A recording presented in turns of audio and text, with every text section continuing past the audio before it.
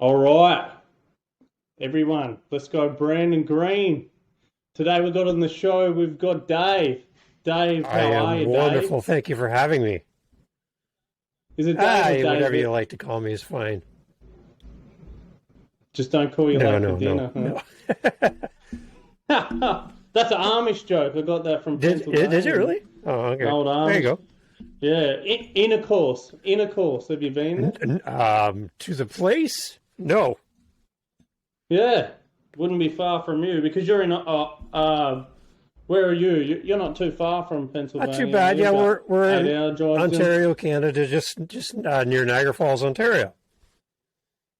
So not too far. Yeah. Yeah. Okay. And that area is a bit of a hot spot for all the We get a tourists lot of people when we don't have a global pandemic. We have a lot of great tourists come through. Yeah. driving their RVs through from And down flying south. in from all around the world. We've met people from everywhere. Yeah, it's great. Okay. And how big's your town? Well, our city is about 300,000 people in St. Catharines. Oh, Yeah, right. That's yeah, it's a good size. Yeah, size. yeah. That's Australia's capital Oh, city, really? man. We only have 400,000. Oh, there you go. Yeah, in Canberra. You probably never even There you heard go. of it. What's the capital of Australia? Yeah, Canberra. exactly. What's that? Yeah, yeah.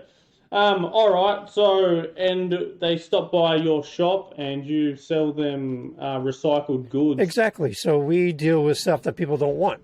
So instead of taking things to the dump or to the landfill, people bring them to us and we Yeah. repurpose them. Okay. And do you often go to the dump to get There's stuff? so much coming to us from people right now that we don't have to do it. It's amazing. Because back in the day, yeah, what, 15 years ago, no one thought of No, recycling as it was no. just bang straight to the dump. Whereas now I've seen over here are actively seeking out people like you, and they make cool things from like old wooden TVs. They gut them and do stuff Yeah, like and then that. like when you think of like old buildings that are being torn down, the building's a couple hundred years old, and normally it would just go to the garbage. But there's like beautiful architectural salvage that we can reuse and repurpose. That's the kind of stuff we're looking for as well. So what are your favourite things that you like to build something We out like of that is anything with a recycled? story. That's really what we do. So all the products in our store had a life before they came to us. So we have one gentleman who's doing renovations in his house. His house is about 120 years old. And as he's tearing down walls and taking wood out of the walls, he's repurposing and making things out of it instead of just throwing in a dumpster. So we're able to take those items that have a story in a past. And it's not something you can buy at a big box store. It's not brand new lumber, brand new materials. So it does have some meaning to it. And we take stuff like somebody brought us an organ that was in their family for years and years and years. And we were able to take it apart and make things for the family members from the original piece of wood that had meaning to the family. Okay. Yeah. So you're real handy, like with wood. Yeah, we have a woodwork. little wood shop set up. Yep, Wood. exactly. Yeah. Okay. All right. I thought it was more like, yeah, right. No, you're actually making cool new stuff with old stuff with sentimental Yeah, exactly. value. And Yeah, so like another great one we okay, had, cool. we have in Canada here, we have hockey. Pretty big thing for us here in Canada. And a lot of hockey stars and a lot of hockey players who play professionally that come from Ontario, where we live. And we had a hockey mom come in and she wanted to shop for her son. So she bought some hockey stuff that we had made and gave it to him for the holidays. And he plays professional hockey in America. And he makes a whole lot of money, but he unwrapped something that I made this Christmas season, which is amazing. So our products just end up places that we probably will never ever go. So it's pretty cool. Right. And you have Australian We do. We customers? have stuff that's made its way all the way to your beautiful country, which is wonderful. Yeah, right. And is that because they bought it on site there, I or think in the case for your oh, country, we had somebody who had relatives there, and they had bought something and shipped it to them yeah, from us. Yeah. shipped it to them? All right, cool. And that happens in England, Yeah, Europe, all it's over. amazing. We made like an outdoor sign for a gentleman in Scotland. He wanted a shape of a moose, which is something that's here in Canada, right? And yeah, so we cut out the shape of a moose, put his street address, and now you can go on Google Maps and you can see our product hanging on the front of his house. At his front It's of his amazing. house. Yeah. That is cool. So, how did you even get into this? Were you like one of the first weird hippie dudes, like 20 years ago, that No, used to scour the no. dump looking for So- trash? One man's trash is another Exactly, man's treasure. right? So in 2014, my wife and I were both working 3 part-time jobs each. So we had 6 part-time jobs 20 back in 2014. 2014? Oh, so not that long ago. So we were both working 3 part-time jobs each. So 6 part-time jobs. One of them being an Uber driver. 6 part-time jobs, and we needed one more job to help pay for the kids, dental work, all that stuff. We had no benefits. So I was going to go take a 4th job, and I couldn't make it fit into my schedule. So I thought, I'm just going to do something on my own. So with no money and no ability to buy materials, we thought the next best option was to recycle and find used materials and repurpose them. So from there, we just started finding stuff, making things for friends and family, and it snowballed from a side hustle into an actual storefront, which we opened 4 weeks before the global pandemic. Great timing, right? Perfect timing. Wow! So you've only been going for The 2 store's years. been open for 2 years, and out of that, 6 months each year we were closed because of the pandemic here in Canada. With the pandemic. So yeah. So and Canada's been pretty hectic with those lockdowns. yeah, we're currently in one right now. So I've got a good friend Yeah. over there. He tells me all about it. Usually Australia goes hard, but then it looks like Canada's going hard. I reckon Canada's probably going Yeah. hard. Oh yeah. Like, we're letting the thing rip, and you guys shut down Boom. New Year's Eve at like 10 o'clock Done. at night or something, tell you all to Yep. go home. That's incredible. Any other day, okay, No. man, but New Year's Eve, They're crazy. yeah, it was in. So, yeah, so you were having, so you just started paying rent on this physical shop. We had the front mayor and- come from our city. He did the ribbon cutting. We had the store open for 4 weeks, and we shut her down. So I actually, Yeah, the oh mayor yeah, the come. mayor came. You Oh must be yeah, pretty- we had a good time. What? You must have been pretty big building up to this. Like, how were you so well known before the? So yeah, shop? so going back to physical 2014, like through Instagram, social media, or website, my wife and I started a Okay. podcast, all that kind of stuff to help grow our community. And he kind of just came along with us, and he just loved what we were doing. He saw it as an answer to people just throwing stuff away randomly. Let's repurpose it, right? Well, man, it's yeah. I guess you're not harming anyone, and you're only doing a good And it's thing. funny, people think that we're some big company, that we have multiple locations across the country. It's just us. It's my wife and I. And Yeah, I checked out your website and everything. I was like, oh, this guy's pretty it's just pretty that, yeah, serious, pretty big. And then you said you're doing 4 crappy jobs, 3 crappy jobs just 8 years ago, and now, So- and you only had a physical shop Exactly. for 2 years, and then it's been stop-start the that's whole right. time. So because I had to close the store down, we still had to pay our lease. So I ended up having to go back to work. Yeah, And now I work full-time night shift, overnights, stocking shelves, and then I work in my store during the day. So I get a couple hours sleep every day. And then between podcasting and everything else, yeah, it's really, really busy. My wife still works full-time as well. So the store is our full-time side hustle. So we have 2 things at the same time. yeah. And eventually that will become, hopefully, Once we can main- be open for 12 calendar months at a time, full months. which sounds funny to say out Yeah. loud, but once we can do that, we hopefully will be ready for me to leave my nighttime job and just stay on the store and make that go. Yeah, so it's just you and your Yeah, wife we there did at the hire moment? one customer. She came in as a 14-year-old Yeah. girl into our store, fell in love with the store, and now we hired her. And we actually do classes in our store as well. So she does like kids classes Yeah. and arts and crafts type things with recycled products. Oh, cool. Yeah, man. So that with that, you can reach out to, like, the children So we even have recycled groups. paint in our store to paint your house. Recycled To paint your paint. house. So when you take your little things of paint back to the dump or wherever you take it to dispose of it, the little part cans. We have a company here in Canada that goes and collects it, recycles it, and makes brand new paint out of it. So we sell recycled paint in our store, which is crazy. Yeah, it's amazing. It's called Boomerang Recycled Paint. It's really cool. Boomerang Recycled. It's really, really neat. That is, and it works. Oh, it's amazing. And the fact that it's a boomerang, right? It comes back to you.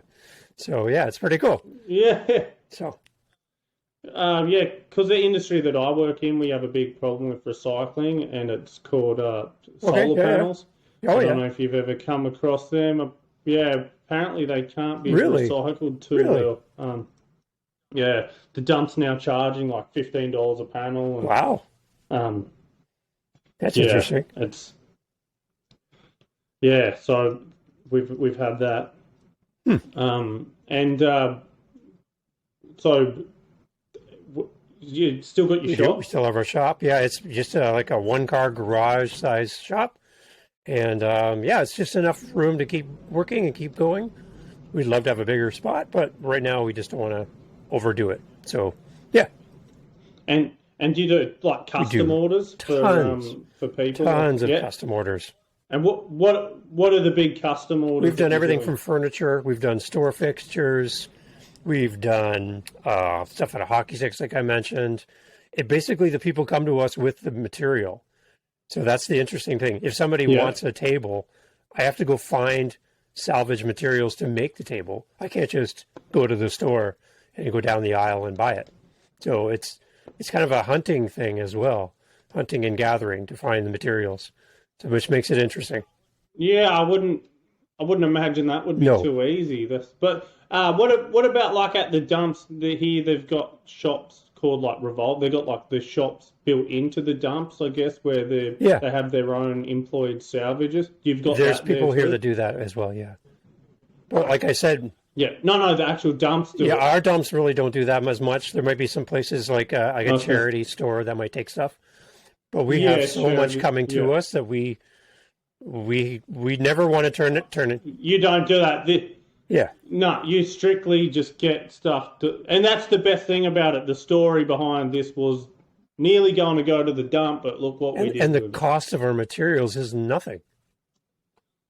Nothing. So as a business, that's one of your hardest things to control is your costs, right? I have no material costs. And I have labor costs. No material. Labor costs are high, but material costs are zero. Yeah. So that's great. A few tools and that's it.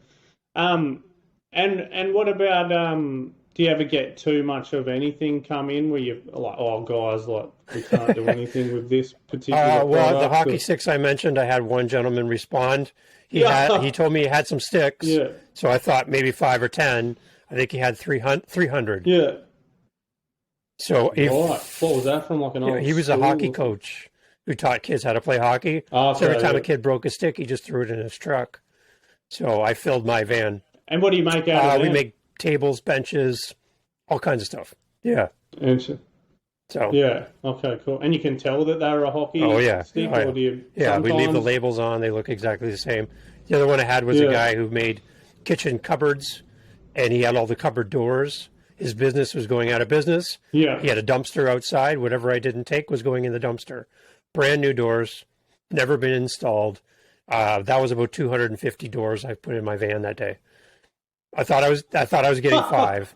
So from there, we've been able to repurpose those and do that. So pianos, organs, whatever you can think of, furniture, so all that stuff. Yeah, it's pretty amazing.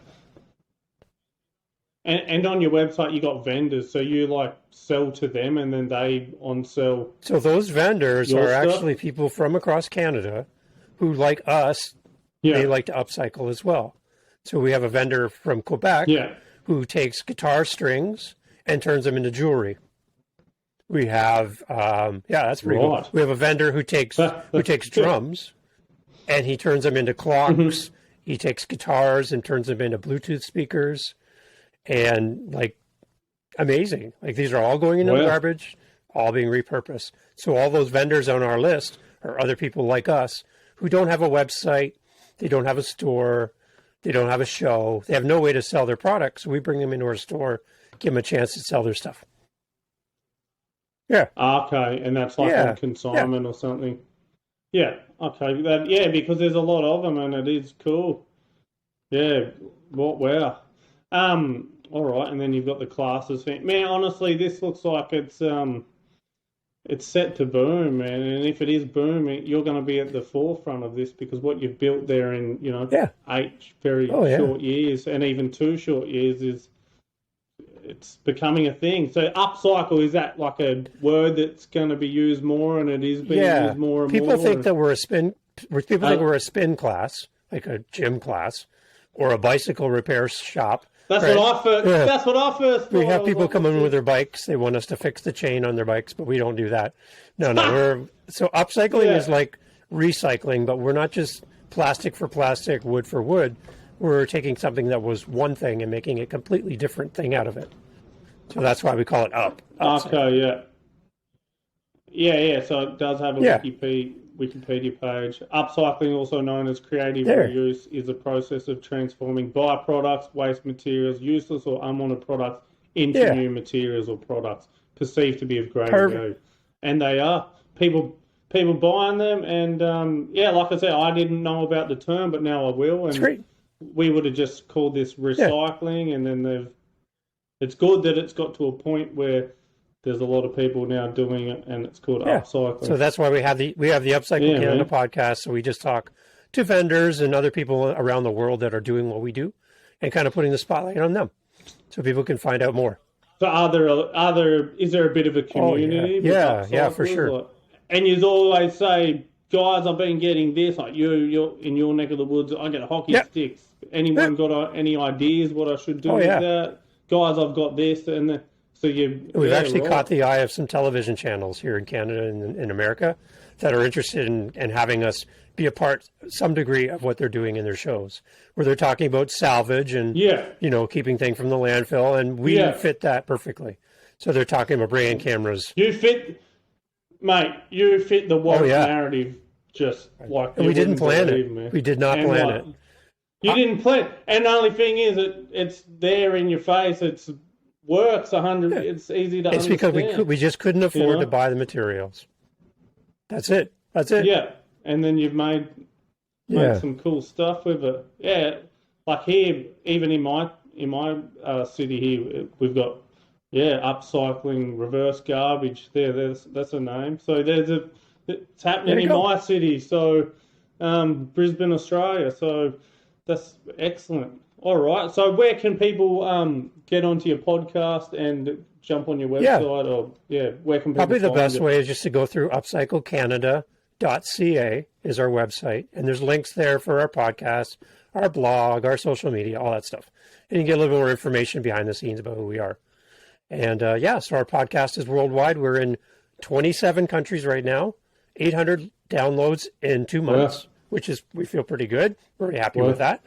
And we're expanding even more podcasts outside of that because we have more interest than just upcycling. We have other things we want to talk about as well. Yeah. All right. Well, thanks for coming on, Dave, and you've taught me a lot, and I look forward to going even in my local shops and seeing what they've done as well. And I'll tell them about you to get on the podcast. That's great. I will really appreciate it. Thank you so much for your time, Brandon. No worries. Okay, cheers. See you, Dave. Bye-bye. Bye.